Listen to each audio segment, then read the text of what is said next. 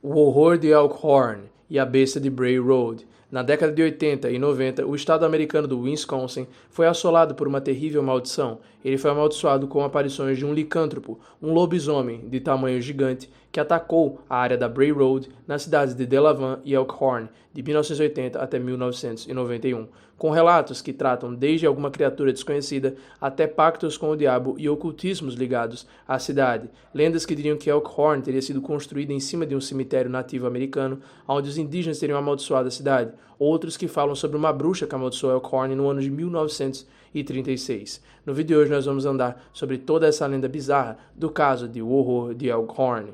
Para começar, a aparição de 1936. Essa primeira aparição não é muito conhecida, é mais falada pelo folclore, não existem muitas evidências, é apenas sabido que essa foi a primeira aparição documentada da criatura. Do porquê ela apareceu existe alguma controvérsia. Algumas pessoas falam que era só um grande lobo estranho, que ninguém sabe explicar do porquê apareceu e para onde ele foi. Outros dizem que tem a ver com uma bruxa que foi morta na cidade, e essa bruxa amaldiçoou a cidade, invocando essa criatura, esse lobo demoníaco. Essa criatura é muito semelhante ao pé grande e outros mitos americanos, que aparecem justamente em áreas mais rurais. A besta de Bray Road é um dos mitos mais modernos do folclore americano, onde ele conta sobre esse licântropo, essa criatura que começou a se manifestar nos anos 80 e 90. O primeiro relato que eu já trago para vocês é de John Frederickson, que era ali o xerife responsável pelo condado de Walworth, que são as regiões onde as cidades de Delavan e Elkhorn se localizam. Ele começou a receber diversas ligações que falavam sobre ataques a animais, animais desaparecidos e também animais mutilados, além de celeiros e cercas completamente destruídos. Os produtores rurais já não aguentavam mais e o John Frederickson ele se viu ali na necessidade de começar a investigar mais o que estava acontecendo por ali.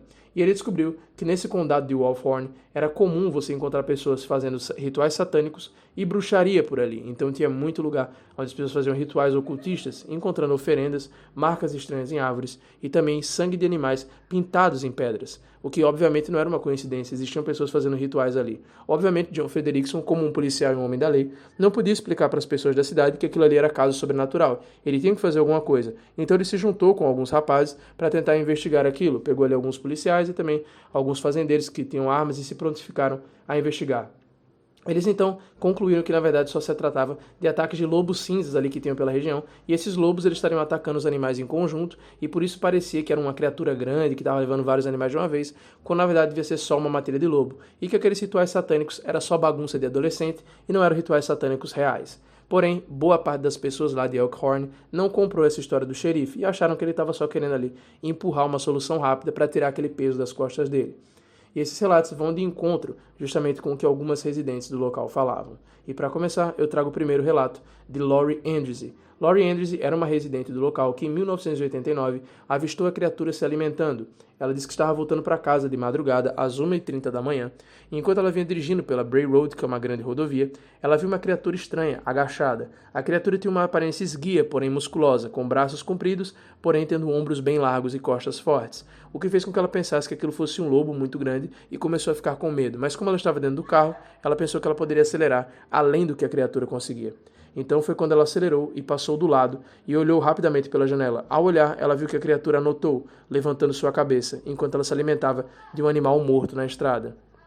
Ela disse que ao ver aquela cena, ela teve certeza que a criatura não havia caçado aquele animal, mas que na verdade ela estaria só comendo alguma coisa que já estava morta ali, como uma hiena ou algum outro animal que se alimenta de carniça. Ela disse que não sentiu tanto medo porque ela estava no carro e como a criatura já estava comendo, ela interpretou de que se ela passasse rápido o suficiente, a criatura não ia querer perder tempo perseguindo ela. E bom, para a sorte da Laurie, ela estava certa. A criatura preferiu focar na alimentação dela ao invés de correr atrás do carro. Porém, outros relatos dizem que a criatura de Elkhorn conseguia correr mais rápido que um carro. Então a Laurie fez uma aposta bem perigosa, porque se a criatura quisesse, ela teria alcançado ela.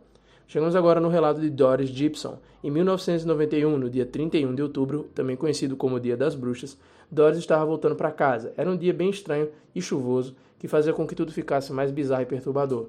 Enquanto ela voltava para casa, ela passou na frente de um hospital. Quando ela conseguiu entrar no carro, ela viu pelo retrovisor a criatura disparando de dentro do mato para a direção dela. Ela por pouco não foi agarrada pela criatura. Ela disse que a criatura era muito maior do que ela e com certeza devia ter ali cerca de 2 metros.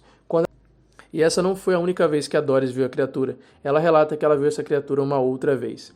Nessa vez que ela viu a criatura, ela estava dando uma carona para uma amiga depois de uma festa, e enquanto elas iam embora, a amiga dela apontou e falou: olha só, tem alguma coisa seguindo a gente. A Doris não teve coragem de olhar para trás, porque ela sabia que era a mesma criatura que atacou ela perto do hospital, então ela só acelerou e saiu o mais rápido possível. Ao chegar em casa, ela foi inspecionar o carro e ela viu que o carro tinha alguns arranhões na porta do passageiro e na porta do motorista. Ou seja, antes delas entrarem no carro, a criatura já devia ter inspecionado e tentado ver se tinha alguém dentro do carro. Quando a criatura viu que não tinha, ela se escondeu e esperou com que as mulheres saíssem da festa para novamente segui-las. Mas a Doris conseguiu escapar as duas vezes com vida. E ela passou seus relatos para a jornalista Linda Godfrey. Todos esses relatos que eu estou falando para vocês estão presentes no livro que fala sobre a história do lobisomem de Wisconsin, o caso da besta de Bray Road, que é um livro que documenta todos esses relatos e aparições. E nós vamos agora para mais um relato de 1990, esse da Heather Bowen.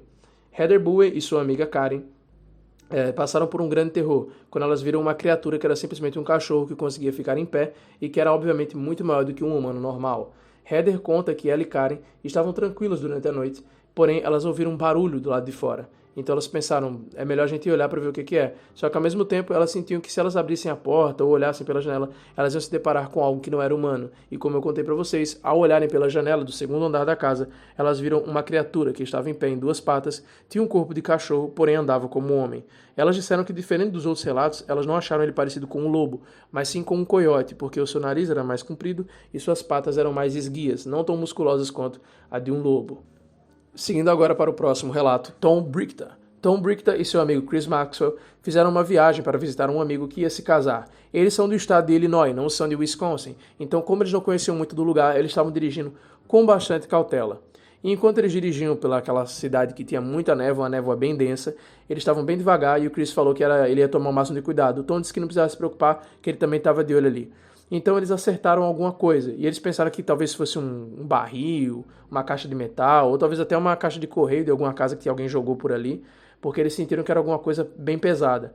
Eles deram ré, desceram do carro para olhar o que era. Quando eles desceram e olharam, eles viram que era na verdade uma criatura muito grande, que estava andando devagarzinho e se aproximando do carro. Eles sentiram então um odor horrível, como se fosse algo podre mesmo, vindo da boca da criatura, enquanto a criatura esticava suas mãos devagar. Eles voltaram para dentro do carro e fecharam as portas, porém a criatura ficou arranhando a porta, tentando entrar. Ele acelerou o carro e a criatura se agarrou nele. Obviamente a criatura não conseguiu parar o carro, impedir que ele ligasse, e quando eles saíram a porta ficou completamente detonada. As garras da criatura foram fortes o suficiente para perfurar o carro. Agora eu vou contar os últimos relatos aqui, que são de pessoas que encontraram a criatura em mais de uma ocasião. O primeiro é Mark Shackelman. Mark Shackelman é um homem que é filho de Joe Shackelman. Joe Shackelman é um homem que em 1936 viu a criatura. Ele viu a criatura em 1936, naquele ano que eu falei para vocês, aonde teria tido o ritual de bruxaria e a criatura teria sido invocada.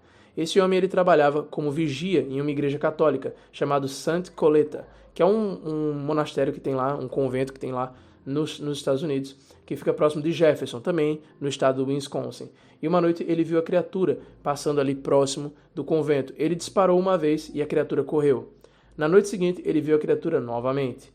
E ele deu um tiro novamente na criatura. E uma terceira vez que ele o viu, ele viu a criatura mais próxima dele. E ele disse que com certeza a criatura tinha mais de 2 metros, porque o pai dele tinha 1,83 m e tinha que olhar para cima para ver a criatura inteira. E ele sentiu um cheiro horrível quando a criatura apareceu. O animal, ao olhar para o pai dele, falou uma palavra que parecia como se ele tivesse falado gadará, ou algo assim, e uma voz que não parecia humana, mas sim como algo querendo se passar por humano. Ele mirou a arma para o monstro e ele devagarzinho se afastou, porque já sabia o que ia vir. Então a criatura não enfrentou ele. E o Joe Schmackelman, perdão se eu estiver falando esse nome errado, tá? O nome do cara é muito esquisito de falar. Ele fez até um desenho do que essa criatura aí parecia. E é bem bizarro, tá? Essa criatura aí, de alguma maneira, ela está no estado de Wisconsin desde 1936 e até os dias de hoje, quando os relatos mais recentes são inclusive de 2020, onde um homem chamado Ron Rice conta que ele viu essa criatura próxima do lago Geneva, porém não houve nenhum tipo de contato entre ele e a criatura, ele apenas a viu de longe. E bom pessoal, esse é o caso do horror de Elkhorn. O que vocês acharam desse vídeo? Vocês acham que esse caso de lobisomem é real? E mais, você acredita no lobisomem? Você acha que é possível existir essa criatura licântropica? Comente aqui embaixo.